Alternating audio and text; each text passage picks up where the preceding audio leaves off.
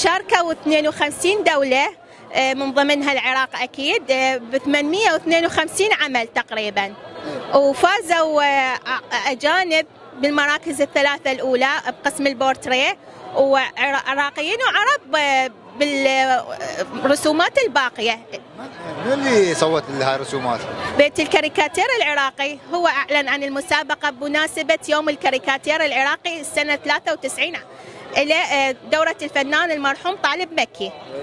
كم لوحة شاركتي؟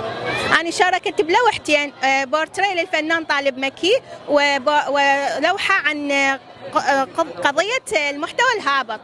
الموضوع اليوم الدعم، اليوم نلاحظ انه الدعم ضعيف من وزارة الثقافة، شو شاهدين اليوم انتم مثلا كرسامة قديمة؟ نعم، خصوصا ضعيفة من ناحية الفن الكاريكاتير، معارضهم قليلة، يسلطون الضوء أكثر على التشكيلي، مع العلم هو